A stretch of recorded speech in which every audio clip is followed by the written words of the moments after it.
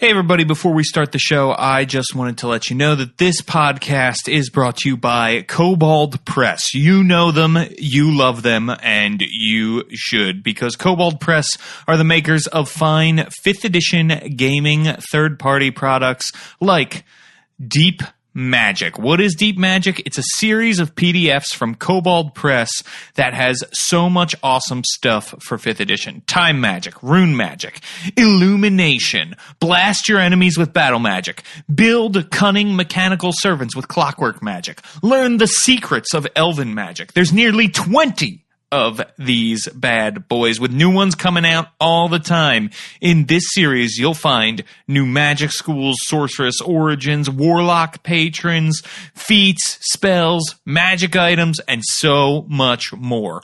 All play tested, all incredible, all by some of your favorite designers ever. Pick up the Deep Magic series for 5th edition at koboldpress.com. That's koboldpress.com. Tell them DSPN sent you. This is Tabletop Babble. I'm James Introcaso.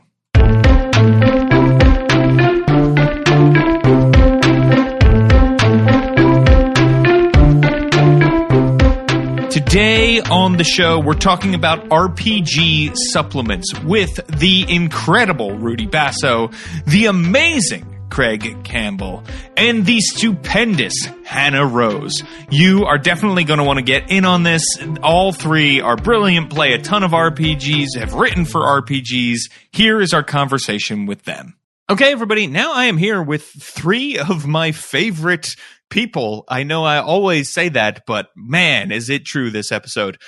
So today we are talking about role-playing game supplements, and I'd love to introduce our panel. Rudy, let's start with you. Who are you, and what do you do in the world of tabletop role-playing games? Hey, my name is Rudy Basso. I am the co-owner of the podcast network that this podcast is currently on. I'm also on Demon Plague, an actual play 5e D&D podcast. I edit and produce that. And I've done a little bit of design work for some games, namely Mission Accomplished, which is a super spy RPG, rules light, kind of like cooperative storytelling game. That's a lot of fun. It is, Rudy. Always super glad to have you back here. It's been way too long. So thank you for coming back on this show on your network that we own together. And also gracing us once again with his presence is Craig. Craig, who are you and what do you do in the world of tabletop role-playing games? Yeah, hi, I'm Craig Campbell. I'm the owner and lead designer at NerdBurger Games. And I make indie RPGs. I've done a bunch of freelancing for D&D and Pathfinder and Iron Kingdoms and a bunch of indie games as well. And I do a podcast myself that doesn't have nearly the reach that any of these podcasts have. That's called the NerdBurger Podcast.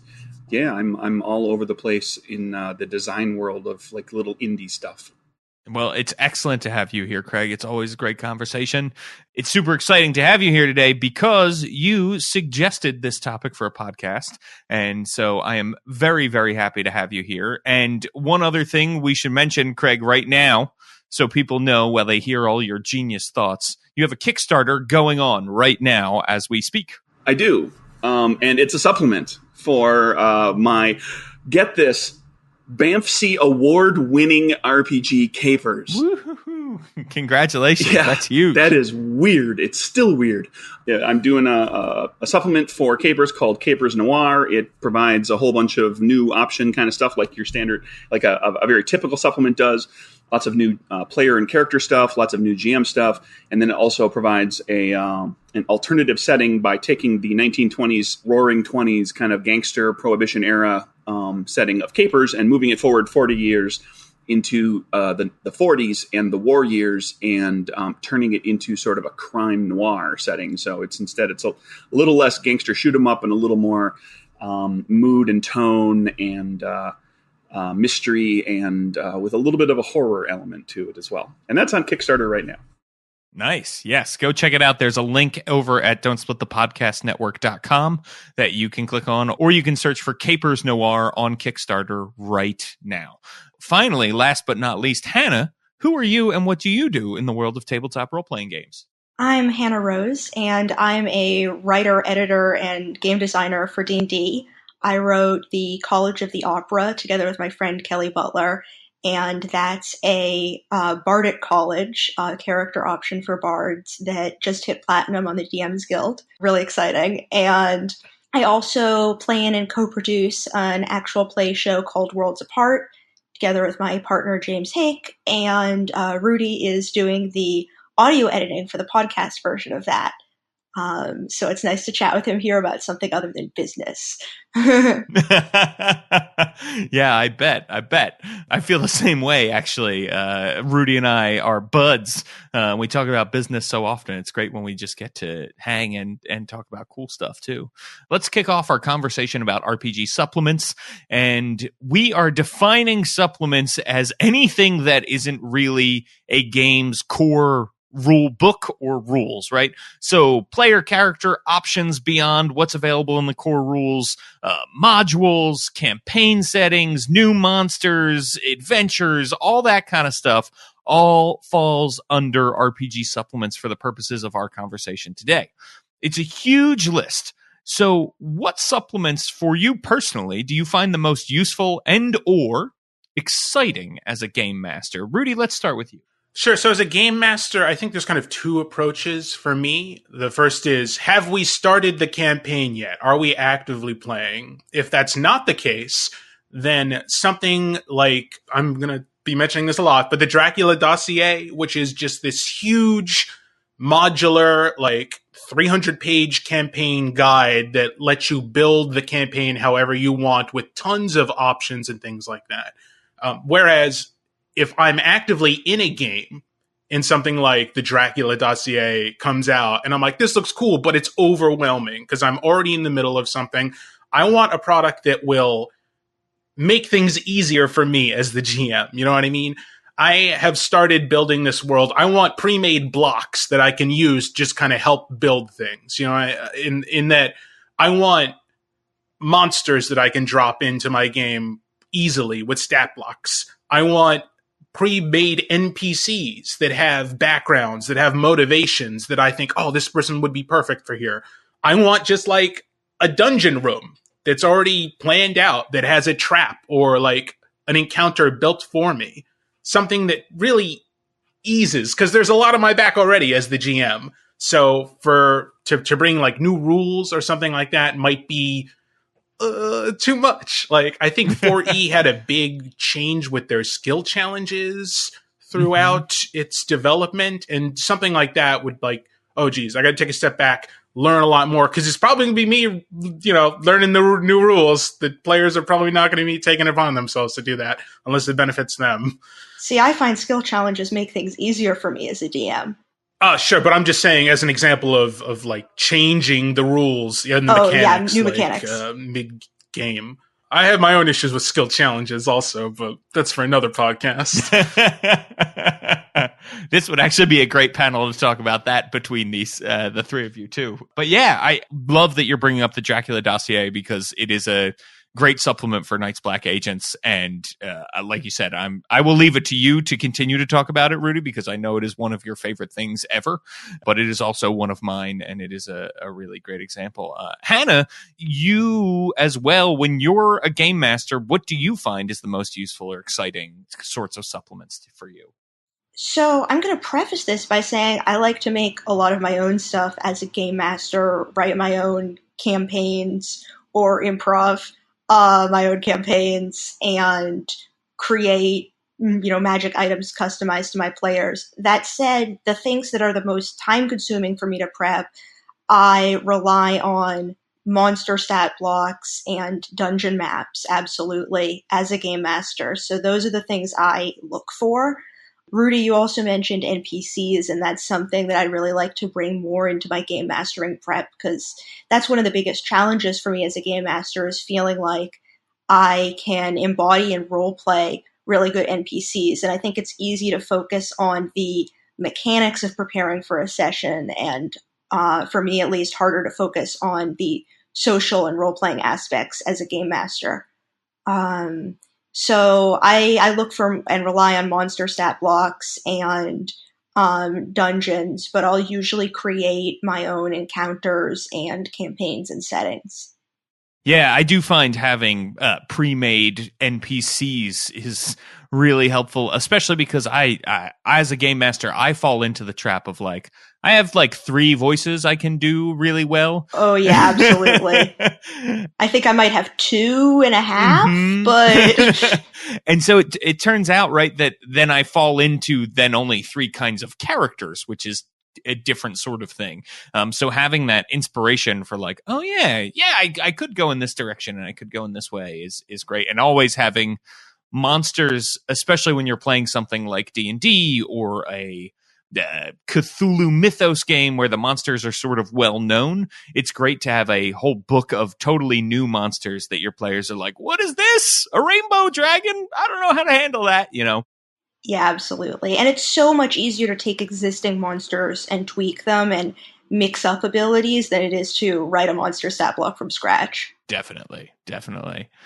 Craig, how about you? What do you find most useful or exciting when you're running a game? Well, I guess what it comes down to is I often spend time before the campaign kind of figuring out like the home base or setting or whatever, like the city or the kingdom or the town or whatever that, and I will develop that myself because I enjoy the process of creating all of that. But I spend, entirely too much time on that sort of thing early on, so that, it would be difficult for me to do it mid-campaign because I wouldn't actually get the adventure stuff written because I'd be just, flushing out the city. So oftentimes there's something like that gets built that might be, I may not take an existing setting, but I might pick and choose some pieces from different setting supplements or the like, or from adventures themselves to kind of fill out what I come up with. And then once the campaign is underway, it becomes more a matter of like, well, now I can say, I'm going to take the characters to another place, but I'm going to use the location, the setting, the town, the kingdom, whatever that's in this supplement because I don't have to do a whole bunch of work, and I just find the thing that will kind of serve the purpose for what kind of a story I want to tell for, and to bring to the players for that little arc wherever we're going. And then eventually you kind of come back home. I tend to do a lot of that where it's like you're at, you're in this central space and you go out there and you come back and you go out there and you come back. When it comes to like adventures as a GM, I don't very often run an adventure right out of the box, very, very rarely, but I mine the heck out of them for ideas. And then those get dropped into little pieces of those adventures get dropped into my own adventures that I put together for the campaign. So there's a lot of, pulling from everywhere, but usually it's building upon a base of what I kind of wanted to set up to begin with. Yeah, that is so true of adventures, right? I love pulling out a dungeon and dropping it somewhere else, or 4th edition book called Dungeon Delve that I remember very fondly, which was just a bunch of little dungeons that you could pull encounters out of, you could pull rooms out of, you could pull whole dungeons out of it, and it was a lot of fun to have that, and it made prep super easy.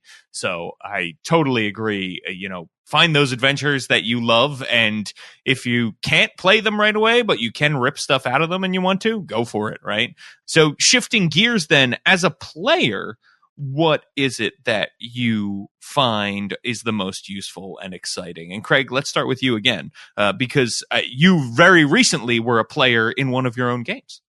I was, for the first time. I don't get to play my own games very often.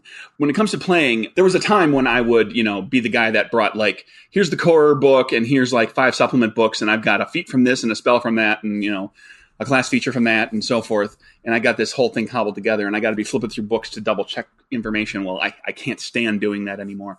I am one for, when it comes to playing, if I can get a supplement that is thematically appropriate for the character that I'm dealing with, whether it is a splat book for that class or archetype, or whether it is a campaign specific kind of player's guide for having to do with the campaign that we're or the setting that we're playing in. That way I can go through and I can have like, I've got my core player's rule book, whatever it's called, plus like one other book that's got like a bunch of stuff that I can draw from. So I'm not like constantly digging through a lot of other stuff to find all the little bits and pieces, especially in any game that gets particularly rules heavy and has a lot of interaction between different subsets of rules. The games where they talk about gaming the system and finding like all the little nooks and crannies and all the cool ways to kind of combo this and combo that. And so that's where I tend to lean toward when it comes to players as far as supplement goes, is like I want something that it's going to give me like 7 different types of things that I can pick and choose from, and I don't have to and I can just take one book with me plus the player's handbook, and I'm good to go. Yeah. In fact, the Adventurers League has a rule that you can only use the player's handbook plus one other book, which I think is a good one for a lot of reasons. And that, too, is a whole podcast in and of itself. But I love it because when I go to a convention, I don't need to bring 16 books with me if I'm playing. I can bring 2, and I'm ready to roll. Those heady days of 3rd edition. Yes. Oh, my With like God. 10 different class splat books. And yeah. Whew. I know. Pathfinder. Yeah, Pathfinder, you just have like 2 books, but they're both 800 pages, so. Exactly. They're hefty. Rudy, how about you? What are some of your favorite things to read as a player as far as supplements go? Yeah, so I mean, as a GM, I don't want more rules. Stay out of here. But as a player, all I want are more options, more mechanics, more cool. Yeah, just options is the word. I've got one thing on my mind. Here's my character. Here's the kind of outline I have in mind as far as build goes. But hey, you throw in a supplement that gives me more weapons. I get more feats. What? I get more choices. That's what I'm gonna call back to 4th edition again. And say that it was just super fun to build characters in 4E because there were so many options just from the beginning. There weren't too, then we had PHP 2, PHP 3. You had that character builder, that 4E character builder. Anybody that ever used it knows it was a handful, to say the least. But that was fun. To have all those options was exciting because, yeah, you're not juggling a million things at once as a single player. You're just kind of dealing with your own character and where you think you're going to go. So to suddenly have these new colleges of the opera show up maybe on the DM's Guild or things like that is exciting and just offers you more options. Absolutely. Yeah, totally agree. It's one of the most fun things you can do as a player. It's why I love Shadow of the Demon Lord, because there's so many different ways to build your character and so many supplements for that. And speaking of the platinum best-selling College of the Opera now available on the DM's Guild, Hannah, what are some of your favorite supplements as a player? Let's see. I actually wanted to respond to just what Rudy was talking about, that I was curious, Rudy, do you ever find that even if there's a plethora of options, you still can't find one that fits your character concept? Do you ever have that where it's like, oh, there are dozens of options, but none of these are quite right. I can't pick between them? I'm a big optimization min-maxer kind of player. So I can usually find the most effective build, and that's my concept. Fair. What will kill things fastest? Fair. So I guess feel like I want new character options to fill a niche that, doesn't exist yet. So anything that does that and offers me an option, whether that's a mechanical or a role-playing niche, then that's something that's exciting to me and inspiring to me. So as a player, I like subclasses a lot. That's always something that is exciting to me if they are done well and if they fulfill something that doesn't already exist. If they're very similar to an existing option, then I'd rather just tweak that existing option myself 99% of the time. I absolutely love magic items. I think there are not enough magic items in the core rules because players always want magic items that are cool and that fit in the current campaign thematically and that are, maybe tailored to their character. So a lot of the stuff I'm working on right now for my personal projects involves magic items for classes that don't get so many, that are thematically or mechanically appropriate. Feats, we've mentioned. Feats are good, but again, fulfilling something that doesn't already exist in the game and not getting into the crazy, feat trees of 3.5 where you had to take a feat in order to be effective with a certain class. That's something that 5th edition D&D has been pretty careful to shy away from and to avoid a situation where, in order to be an effective fighter, you have to take the 5th multi-attack feat. Yeah, I mean, I totally agree with that. I think one of the things that indie RPGs have done for a while, right, is sort of a slower release of supplements in many cases. And I think that's a good thing because it is thoughtfully done. It is done in a way that is, how do we do this so that we're filling a new niche in the game or we're creating something we haven't created before, as opposed to the let's make over 7,000 feats in 3 years, 4th edition days. I definitely think that it's good to see 5th edition following in the footsteps of a lot of indie games that have done that before and everything. And it's clearly working out for them. At this point in 3rd and 4th edition's life, we knew there was a new edition coming already. So let's talk about then what makes a good supplement. What do we look for when we're looking for a supplement? And Hannah, let's start with you here. I feel like I'm going to say the same thing I've been saying, which is that it fills a niche that doesn't already exist, that isn't already accounted for.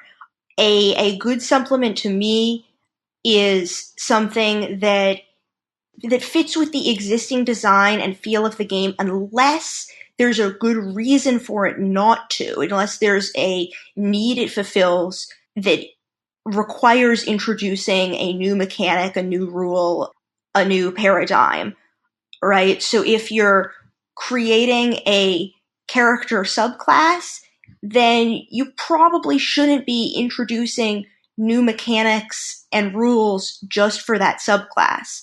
But if you're creating a system for underwater combat, then that makes sense because that's not something, or if you're creating a more, complex system for underwater combat or for ship-to-ship combat, as we've seen, that's something that there isn't already a rule set for.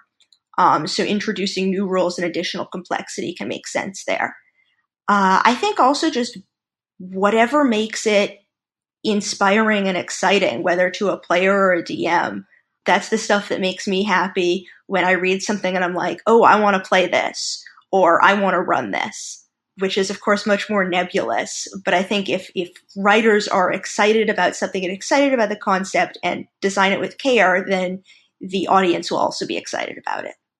I agree with that. Write what excites you. Craig, how about you? What do you think makes a good supplement? James, I'm going to take a slightly different tack here, and I'm going to start off by saying this is a loaded question. It is an unfair question, and I'm very, very disappointed that you asked it.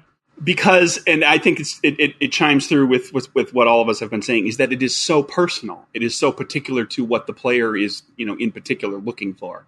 So I'm going to take a little bit of an overview and not talk about the specific content, more about like the product that's being provided to you. And the question becomes like a reasonable price for the amount of content. I want to see a supplement that gives you plenty of good mechanical content along with prose and narrative kind of stuff, setting and fluff and flavor that fits what the supplement is about. That is to say, like a big book of equipment doesn't really thrill me. But a big book of equipment with interesting NPCs that are selling this at really cool shops that are described, okay, now you've got my attention. And ideally, the supplement, there's kind of two directions that it might go overall, which, is it advances what the game is about in some way, which is just, like you've got, touching on the base of D&D, which, many of the listeners are going to, know and understand well, is, it builds out character classes or feats or spells or whatever.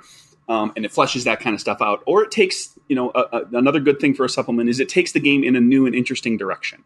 A completely different world. Like when Dark Sun came out for D&D, that was, it was still D&D, and there was all sorts of mechanical stuff that went with it, but it was so different as far as a setting goes. Dark Sun is one of the best world settings in my mind that came out in so far as that it was a supplement or a series of supplements that changed how we thought about D&D. And I love to see that happen with games too. I also want to see art. Like you're talking about that polish, and a big book of, equipment might not excite me that much, but a big book of equipment with lots of cool art, that could be really interesting. Yes. And please, characters using the equipment, not just the equipment lying on a table. There's nothing that kills that just irritates me more. That's not true. There's lots of things that irritate me, but I'm not a big fan of just like, well, here's a bunch of equipment that's just lying on a table. I made the mistake of doing this with my first game. I had equipment stuff that was being shown, and it was like, oh, it's just like a piece of equipment that's kind of sitting there. Now, like, there's some pieces in the artwork that I had done that were like, oh, here's a trap, or a trap item or a piece of equipment or something that's actually being used. That is like a much better piece of art that sells that idea better than just like, okay, here's a pile of stuff. Aside from, needing your big table of pole arms, and so you can understand the difference between a bill hook and a glaive and a guillarm, that's necessary, right? Glaive, guisarm, yeah. Yeah. So there you go. I definitely say the artwork, yeah, something too. Give it action, give it movement, give it interest, and let the artwork not just be like, oh, here's an elf doing a thing. Like, make it be very clear. It's like, here's an elf using that feat that's described right there. It's clearly they're using that feat. I agree. That's real. I never honestly thought about art in that way, and that has changed my whole philosophy now. That yes, let them see objects, traps, etc., things in action is really a cool idea. The Player's Handbook for 5th edition does a really good job of that, and that's one of the reasons why I think it's some of the best artwork in modern D&D, is like it shows the Burning Hand spell and the Barkskin spell, and it shows a wizard mixing potions, and it's just incredibly evocative, and I think that makes it really welcoming and inspiring for new players. So, Rudy, what makes a good supplement? I agree with a lot of what's already been said. Like, don't be too broad. Don't have your book on grappling also have rules for cooking. If you're introducing new concepts, really spend the time explaining the mechanics clearly. I don't know. There's so many options out there. That's why it's so cool to find, like, you can laser focus on one specific thing and search for on the DM's Guild. Like, hey, I'm looking for a new Bardic College that maybe features a certain type of singing that I particularly enjoy. And there you go. You found it. It's a very, not quite the question. Yeah, I kind of agree with Greg too. Loaded question, James. Not wild about it. Yeah, Rudy. No. Fist bump. Don't go anywhere. There's more tabletop babble coming up. I'm Lisa Chen, and I host Behold Her, a monthly podcast that shines a spotlight on women in the world of tabletop games. There are so many women to behold in this amazing hobby, and our experiences as female gamers are as diverse as we are as individuals. Through one-on-one interviews, audio essays, and panel discussions, all centered around a monthly theme, the guests on Behold Her share their unique stories as players, game masters, designers, artists, organizers, and so much more. Their words are inspiring, uplifting, and informative. Check out Behold Her Podcast wherever podcasts are found, or visit beholdherpodcast.com. All right, back to the show. Rudy, maybe you can answer my next question, which is, you brought this up, right? There's a ton of supplements out there for all kinds of games, right? Yeah, D&D, Pathfinder definitely have their fair share, but, there's a zillion supplements for Savage Worlds and Fate games, and, City of Mist is getting a lot of supplements. Powered by the Apocalypse games, a lot of them can have many, many supplements. So, here's a question. How do you find the best supplements, right? Like, what's a good way to go on and find, and when I say best, I should say the supplement that is right for you, right? Because we've discussed that everyone wants something different out of the game, and that's why there are so many to begin with. I'm going to have to change my answer. I was making fun of you again for talking about that. Hold on, I'm going to change my answer. Yes, I've adapted and evolved here. So yeah, Rudy, like, how do you go about finding stuff for games that you love? Find a writer who you really, or designer that you really love their work, and glomp onto them and buy all their stuff. I love that. Ratings on the, Drive Thru RPG and DM's Guild. Check ratings. I don't know. There's a lot. Yeah, there's a lot. Try and make sure it's balanced, I guess.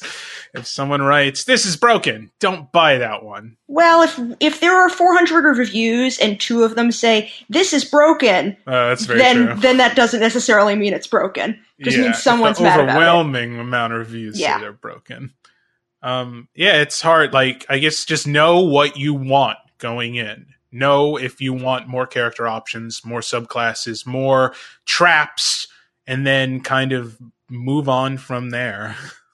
Yeah, and I think it is good advice to like find designers that you like, and then also look for new designers, right? Like use those sort of like, hey, you're looking for traps, you see something with good ratings, or you see something that catches your eye, maybe because of artwork or a title, or the list of traps is intriguing to you, and it's written by somebody new. Don't be afraid to take a chance on somebody new, because a lot of great ideas out there come from new people too. Hannah, how about you? How do you find supplements that you like? I also tend to follow designers or publishers. In terms of specific recommendations, Kobold Press, I think, is one of the best third-party D&D publishers out there. So I know that anything written by them will be high quality and play-tested and have really good art. In terms of looking for new people, I rely on recommendations a lot. So if I'm looking for something in particular, I might ask my friends or other designers who I respect what they've used in the past, who they recommend, who they think kind of some of the up-and-coming people are.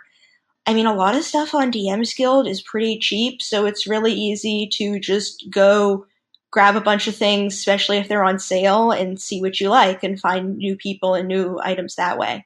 Yeah, and you can also find, if there are designers that you're curious about their work, you can often find a sample somewhere of a product. They might be on drive-thru and DM's Guild. You can look at previews usually that are on the product site, right? There's a preview button. You can look at a full-size preview and read things that way, the same way you might be able to pull a book off a shelf and page through some of it. So if you were in a physical bookstore and that kind of thing. And then you can always also, see if that person has a blog, or if they've been a guest on a great podcast like Tabletop Babble. Or who else they've collaborated with, right? If you have a designer you like and follow their stuff, look at who they're working with. I like this thing, but then I listened to this guy Rudy on a podcast, and he's an idiot. I'm not buying any of his stuff. I'm going to boycott all of the thing, though. Said no one ever about Rudy Basso. Craig, how about you? How do you find the best supplements for you? I'm in the position where I've in my 30 years of playing these games, I have seen how you find a new supplement or game, even for that matter, change so significantly that, it used to be like, you look at the ads in the back of the game book that you just bought, and that tells you what's coming up down the road, or you get to know the people at the store who know what the upcoming release schedule is like. Eventually the internet started to, like 12 years ago, it was all about me looking at, like, I would actually actively visit websites, Paizo and Wizards and other companies and find like what they're talking about, or what their announcements are. And in honestly the last 5 years or so, it is all in the social media space for me now. It is, if I see 3 or 4 people whose opinions I respect mention the same supplement or the same game for that matter on Twitter or Facebook, I'm like, yeah, I should probably take a look at that. I'm going to go dig that around, because these people seem to like it, and my likes and dislikes seem to fall kind of in line with those people. And then that's where it comes from. A lot of times, it's an odd thing to have seen how the marketing machine has shifted so heavily from what the company says, the game company themselves says about the thing. They still do their marketing and everything, but what the people in the periphery, the people who are who are on social media, the people who are designing third-party stuff, and let's face it, the people who are doing streaming stuff. There's a reason that Critical Role is doing what it's doing with Kickstarter as we're talking. There's never been a better advertisement for D&D and for the game in general. And certainly, you see that in streaming games too, where if you got a streaming game that says, hey, we're going to run this game all built around, this particular setting that this game has. And then that becomes a big thing. A lot of people find it that way. And so that's kind of where I'm at, is it's like when you people tell me I should check it out, then I go check it out. Yeah. A personal recommendation, or a recommendation that feels personal, like watching people play it, is the best for any kind of product. Which is also why, if you're looking for something specific, it's not a bad idea to take to social media and say, hey, I need a great supplement that is a bardic college. Who can tell me about that, right? And you don't have to keep using this example, We're being supportive. What you're saying, James, is that if I go to social media and I ask a question about what people think is the best X, they're going to throw a bunch of their opinions at me? Yes. That happens on the internet? I mean, they'll never tell you about politics, so don't ask about politics, because people are too shy to give their opinions there. But. Yeah, that's a great point, Hannah. Just ask the question. Like, say, hey, I really love masks. What's the best mask supplement? You'll get 40 people telling you which one and why, and you'll make a choice on which one to buy based off of that. Or you buy a couple. Or you just say screw it and buy them all. So, which brings me then to this question, which is just a little personal recommendation here going around the table. What are some of your favorite supplements for your favorite games? Hannah, let's start with you on this one. Well, I already mentioned Kobold Press. They have the Midgard campaign setting, which I haven't played it much, but it has a ton of cool magic and monsters and character options that you can pull out and put in any setting. So a lot of the stuff in there I found really inspiring, and I mentioned that their, level of quality and precision is just really high, so that's always nice to find, and a lot of good art, of course. Now I'm just flattering James and all the things he wrote for them, but no, I know that stuff going to come out of Kobold Press is going to be good. I also like things that come out on the DM's Guild, any of the Guild Adepts work. Ashley Warren writes some really fantastic adventures that are heavy on the role-playing side, and if you're looking for that. And she's written a lot of kind of one-shot adventures or solo adventures that I think have really cool stuff in them that could be turned into a game for a full party or a longer campaign. So someday I'd love to string some of those together. Yes, I agree. Wholeheartedly back up all of those recommendations with my own endorsement as well. Kobold Press, Ashley Warren, boom, 3 thumbs up. So I grew an extra arm out of my neck to give that extra thumb. Yes, yeah. So it's been a weird day. Rudy, talk to me, my friend, about the Dracula dossier. Sure. I mean, it's a really cool campaign guide because it's not just for the GM. It gives the players homework, and the homework is go read Dracula, the novel. And this version of Dracula has a bunch of in-world lore and written in notes. And use these notes to come up with clues. Tell the DM, oh man, this seems like a significant clue. And they'll be like, oh, does it? And then they can go in their campaign guide, find this specific thing that you brought up, figure out how they want to sculpt it to their idea. Maybe maybe he's an alien. Cool. So here's an idea for this Dracula castle where he's actually an alien. It's a spaceship or whatever. It has all those crazy options. It's a really cool collaborative kind of world building experience for you, the players, and the GM. And that's exciting too, because a lot of times you do feel like, oh geez, I'm doing so much work as the GM to figure out where they're going to be going, what are they doing, who are they meeting. The Dracula dossier kind of lets you have those aha moments as a player where, oh, this is someone this is a moment from the novel that I thought was interesting, and the DM has found a way to weave it into his story, and now I feel like I have contributed. That's an exciting feeling, instead of just having new information thrown at you all the time. So, I love the Dracula dossier. It's great. I love Night's Black Agents. My favorite RPG. Go pick it up, buy it all, etc., etc. Also, Double Tap is like a player's kind of supplement that has a bunch of, I was going on and on about options, but I just want to throw some love towards Double Tap, also for Night's Black Agents, that gives you new maneuvers and cherries, which are kind of like feats, and a ton new spy stuff, which is cool for a spy game because it's hard to think of cool spy stuff. So Double Tap's great too. So this is now Night's Black Agents segment ending. Thank you. I feel like it's obligatory when we have Rudy on. We have to have a Night's Black Agent segment. It's in your Tabletop Babble contract. I actually agree 1,000% on all of that. Love the Dracula dossier, love Double Tap, love Night's Black Agents, and more people should be playing that wonderful, wonderful game. Craig, how about you? What are some of your personal favorite supplements?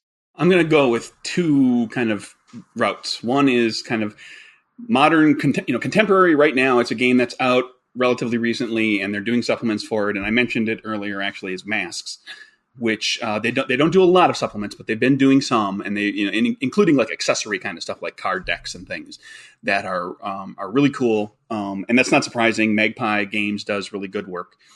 I think that game probably has quite a bit of legs in it because it's thematically it's really good, and they find a lot of ways to continue to explore it with the the teenage superheroes that are kind of doing superhero-y things but also being teenagers and dealing with angst and relationships and everything.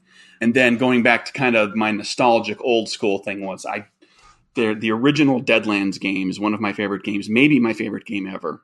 The rule system shows its age a little bit. There's some clunkiness to it.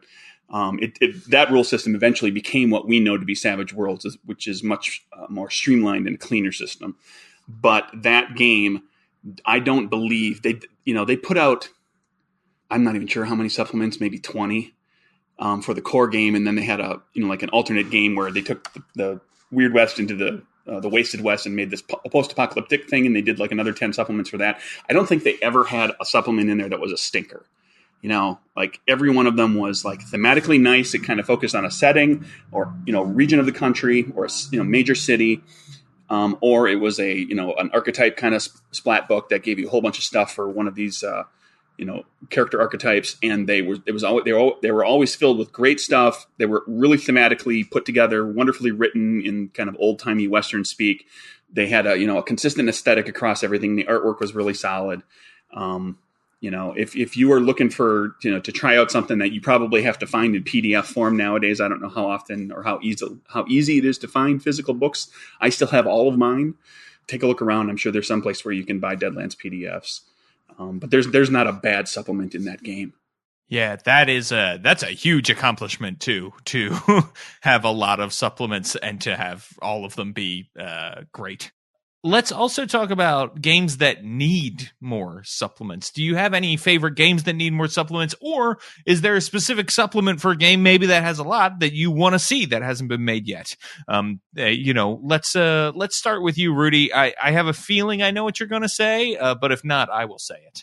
No, it's not Jagged Day 2, Dracula's Return.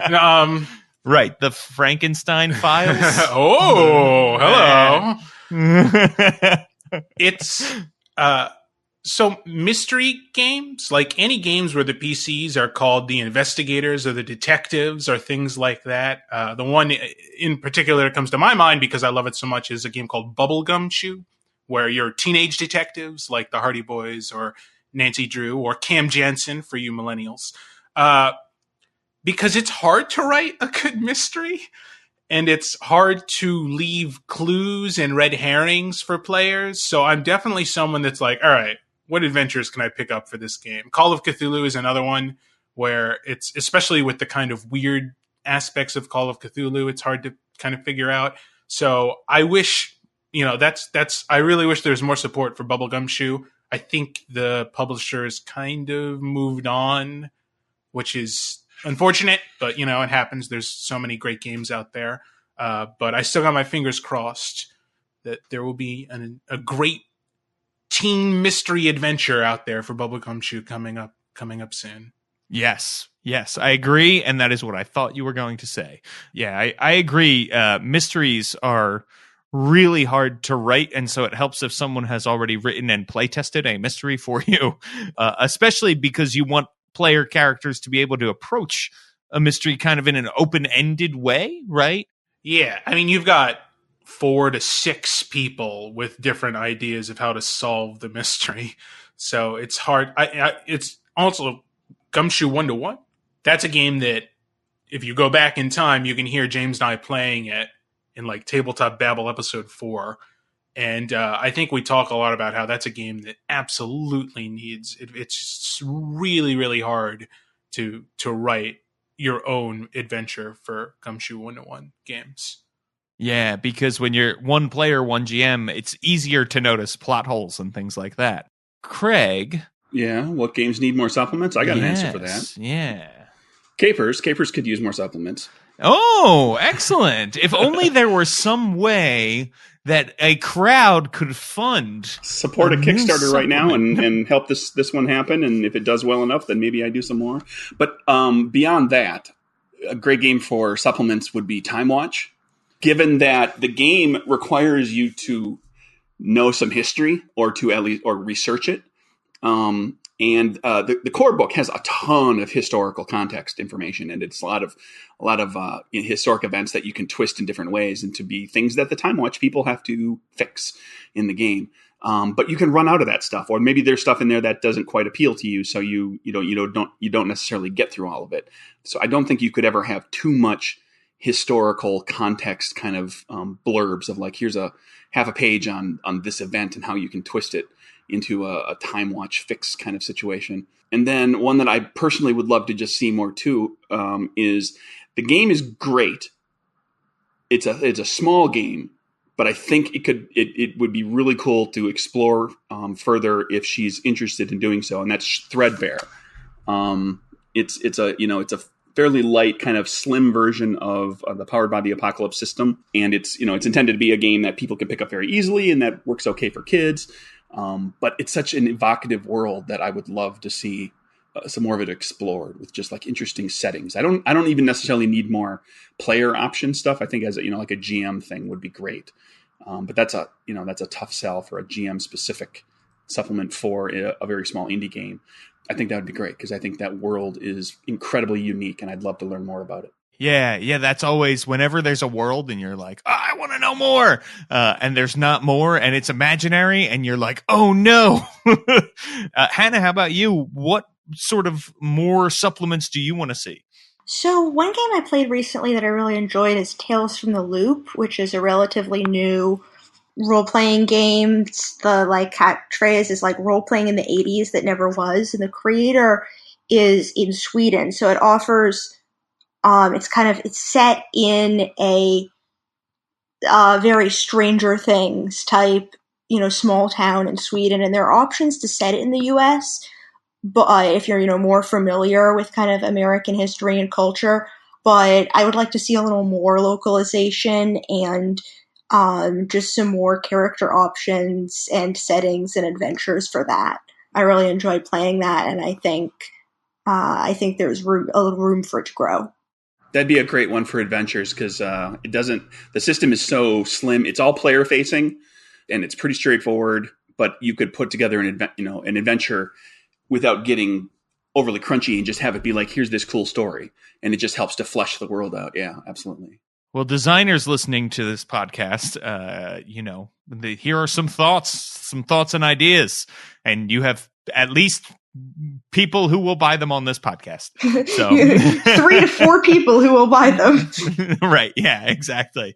So with that in mind, this has been a great conversation about supplements. I could go for another 3 hours, I think, talking about them. But unfortunately, we have to go. So I do hope you'll all come back and we can continue this conversation. But before we go, Rudy Basso, where can people find you? Hey, I'm on Twitter at Rudy Basso, RUDYBASSO.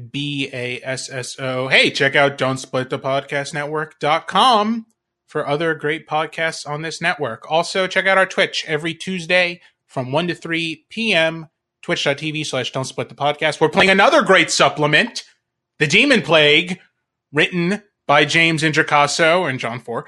And that's a pretty great 1 to 30 campaign guide. James?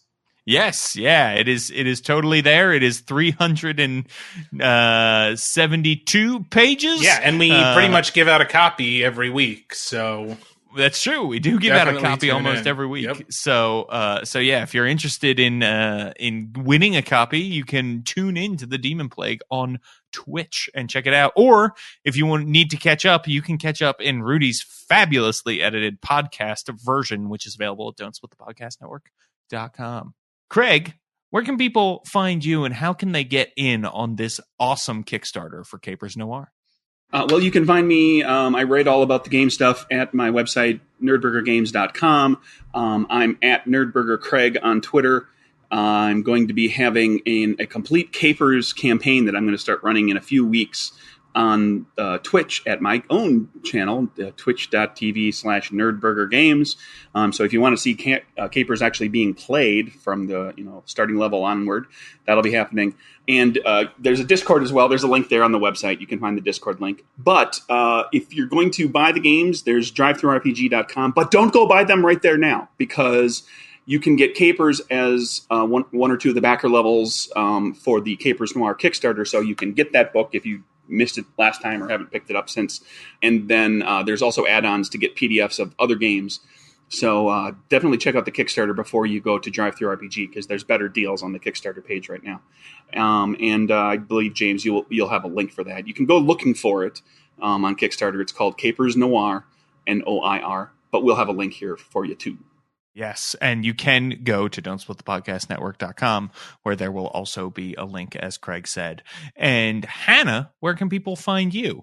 I'm on Twitter at WildRoseMage, and that's the best place to interact with me, ask me for supplements that you want to see. And I have a link pinned there to the College of the Opera, which you can find on DM's Guild. Yes, and go check out the College of the Opera. And thank you all so much for joining me today on Tabletop Babble. Thank you, James. Wow, that was awesome. Thank you so much to my guests for coming on the show. People, Tabletop Babble needs your help getting discovered. That's right, discovered. If you can head on over to iTunes and leave us a 5-star review, I will read it out loud and credit the person who left it. You can make me say anything you want. Even if you're listening in another country that is not the United States, I will find your review. I've got this little program that helps me now. So go leave us a 5-star review, make me say anything you want, and help other people find the show. All right, people, real fast, I wanted to let you know about the Adventure Atlas. It is a 5th edition D&D supplement available on the DM's Guild that I put out with a bunch of the DM's Guild adepts. What is it? Well, it's 22 detailed location maps and 4 short encounters or adventures to go along with each one. So that's 88 short adventures and encounters if you are keeping track. It was amazing to work with. Sean Merwin edited it. Rich Lescaflair laid it out. Those two people also designed encounters along with Will Doyle, James Hake, Ginny Loveday, Cindy Moore, Ashley Warren, M.T. Black, some really, really awesome designers on this. So you are definitely going to want to go check it out over the DM's Guild. It's called Tactical Maps Adventure Atlas. Oh, that's right. We called it that because you can, if you want to, you don't have to, but you can pair it with the Tactical Maps Reincarnated product from Wizards of the Coast if you use minis and maps and whatnot. So definitely go check it out. It's got adventures for levels 1 through 20, 88 of them. It's called Tactical Maps Adventure Atlas. It's on the DM's Guild. All right, people, you can find me on Twitter at James Introcaso, and you can check out my blog, worldbuilderblog.com, for all of the cool game design stuff that I am working on at the moment.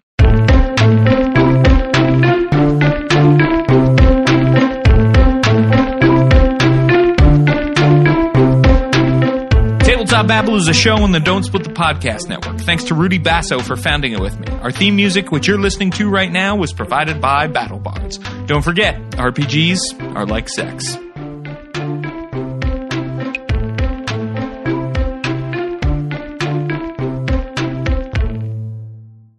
Hey, I'm James Introcaso, and that creepy music means you're listening to a new ad for DSPN's new Dungeons & Dragons actual play, The Demon Plague. I am the DM for Rudy Basso, Lauren Urban, TK Johnson, and Robert Aducci as they bring their characters through a dark fantasy world. I wrote this adventure with John Four, and now you can listen to us play through this adventure on the podcasting app of your choice, or you can watch us on YouTube or Twitch. You can find out more about the Demon Plague at Don'tSplitThePodcastNetwork.com.